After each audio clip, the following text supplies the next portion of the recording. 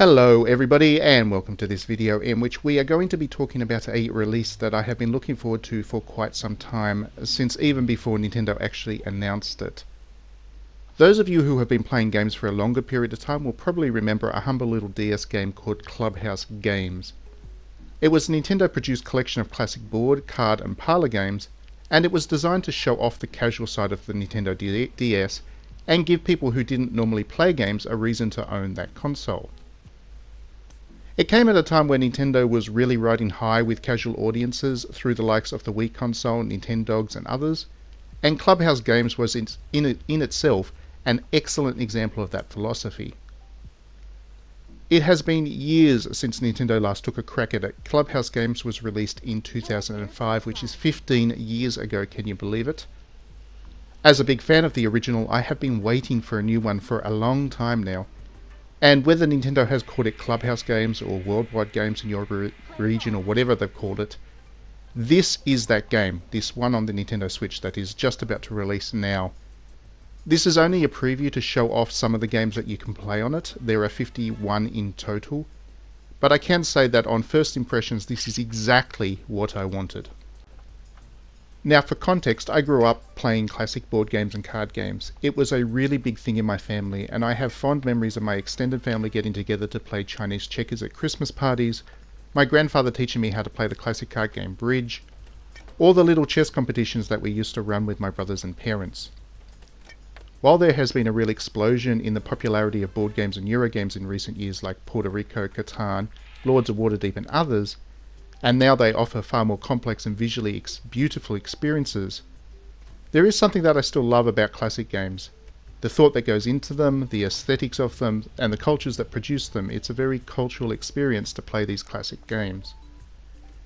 Clubhouse Games was designed to be an introduction to that side of gaming, and it offers a rich cross-selection of games to play. You would have seen Hanafuda at the start of the video, followed by a rendition of the tabletop baseball game that was a big deal in Japan for many years. Now you're seeing curling, the tabletop version of curling there on the screen in front of you. Other games range from Mahjong to poker to slot cars, 10-pin bowling, and of course chess and the Japanese equivalent called Shogi. The first thing that you'll notice about this is that it doesn't matter how familiar you are with the respective games. Simple tutorials and clearly written instructions will help you get playing immediately, and the AI at first is locked to the easiest difficulty, and that is a very easy difficulty indeed. To show you just how effective Clubhouse Games can be to help you discover a game that you may end up loving, I actually had my first experience with Hanafuda with the original Clubhouse Games 15 years ago, and I have never looked back since. I remember struggling with it mightily back then and really finding it difficult to understand how to win games. I would lose even on the easiest difficulty level. Now though, I'm finding it much more easy. I'm more experienced in the game, obviously, having played it a lot in the past 15 years, and I find the AI in this Clubhouse Games to be a bit of a cakewalk. I unlocked all 4 difficulty settings almost immediately, and I find the highest difficulty setting a breeze. Now I'm a bit unusual in that I've just become that good at Hanafuda after playing it for so long. That's not a boast, it's just a sign that I'm a little bit too in love with the game. But the point here is that for the more experienced player, the AI across Clubhouse Games as games is a little limited. It's the one flaw in the package, though it's not really a flaw since the AI was designed to be an introduction to each game by design. So the real experience in Clubhouse Games is in playing with others, where the AI can be replaced by human smarts, and the simple, clean interfaces and uncomplicated menu systems make for an experience that everybody can enjoy. Now, I haven't had the chance to play the online experience and test it just yet, but I do know that on release I am going to be spending a lot of time with this, and hopefully playing with friends rather than randoms. The idea is, of course, that with 51 games, people will pick it up for one game or another that they particularly love, and hopefully most nights when I log on I'll be able to find somebody to play something with. The only game that I have absolutely no interest in playing, of course, is Ludo, because Ludo is terrible, but apparently a lot of people enjoy that for some reason. All of the games in this thing are designed around small groups of either 2 or 4, so it should be easy to get a game going regardless of what your preference is. And each of the games is nice and short in length, so you can easily chop and change, and over a single session play a half dozen or more different games. In fairness, that simplicity is a bit of a pro and a con, as it does mean that some of the games lack the complexity that their real-world equivalents allow. I'll use Texas Hold'em as an example. You saw footage of that game earlier in the video. Part of the excitement that poker has is in seeing the strategy of how players use their chips, how they try and bury opponents when they're up, or how they try and fight a rearguard action from when they're behind. You watch poker competitions and it often seems like the cards that players are getting are irrelevant, and that's both strategic and exciting to watch play out. In Clubhouse Games, the longest that you can play is 10 rounds or hands, and that does mess with the fundamental strategies of poker a little. Another example, and I'll be getting a little bit technical here if you haven't played the game before, is in Hanafuda. In proper koi-koi Hanafuda, you can koi-koi, which is continuing playing even after you have a winning hand, as often as you like to really up the score multiplier. Here though, you can only do that once, which again streamlines the experience and makes it more accessible, but it does mean for a less tense, exciting game for people who are kind of expert in it. However, and I cannot stress this enough, Clubhouse Games is excellent for learning about these games that you may have heard of before but never had a chance to play. I can give you an instant example for me personally.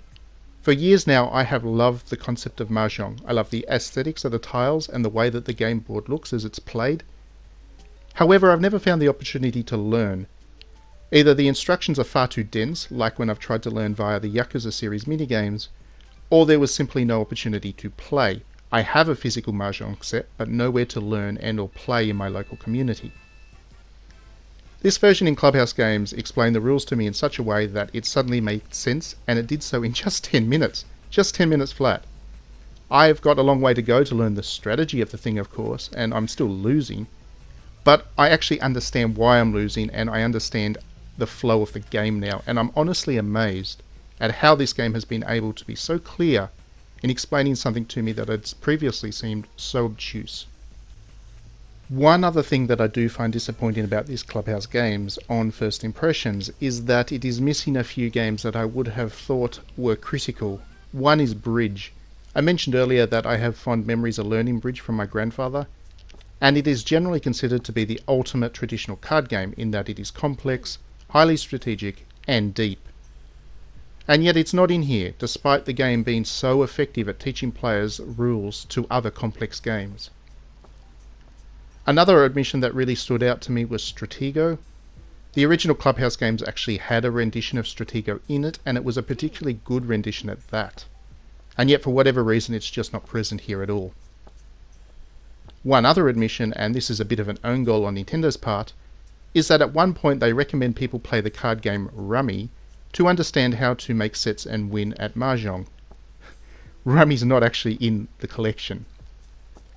Now, Nintendo possibly streamlined this range of card games and traditional board games to make way for some of the more exciting parlor games, such as slot cars, baseball, and air hockey. And while those games are certainly welcome in the package, it does feel like it's broadening a little bit too far, and the game selection misses the mark a little on what made the original DS such an amazing package. Now, that's not to say that they couldn't possibly add in that stuff via DLC at a later date, and I would certainly like to see Nintendo continue to expand on what is offered in this game. But then they did call it 51 worldwide games, which kind of suggests that 51 is where they're going to start and stop, and there's certainly no DLC announcements at this stage. So for now, we just have to assume that what we're getting in this package is it, and like I said, it does feel like it is missing a couple of key games that, in their admission, are quite obviously missing. There are just some games that should have been here that are just not, unfortunately.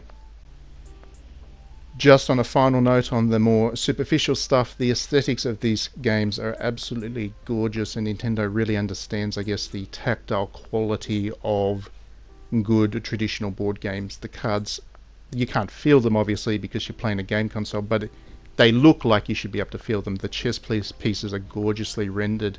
You just see the rabbit and the hare game here, and the rabbit and the dogs game here, and those pieces are just so gorgeously created. Everything about this game is of a obscenely high quality in terms of presentation, and that makes it very accessible right from the start. Anyhow, I don't have too much else to say right now. My first impressions are incredible. I only started to play this under preview yesterday, and I ended up spending like 6 hours straight playing the thing. It is very much a me kind of game, and Nintendo really has delivered what I was expecting from it. Put aside the fact that there's some games missing that I would have liked to have been in there, but even still, we are talking about 51 games, all of them very playable, all of them very beautiful, and all of them very enjoyable. Thanks for watching the video. Like and subscribe if you want to make sure that you don't miss any of my other videos, and please do consider backing me on Patreon so you get to see me kind of expand the channel and do a lot more exciting things with it. Thanks as always for your support. Thanks again for watching. Have a great week, and we'll see you at the next video.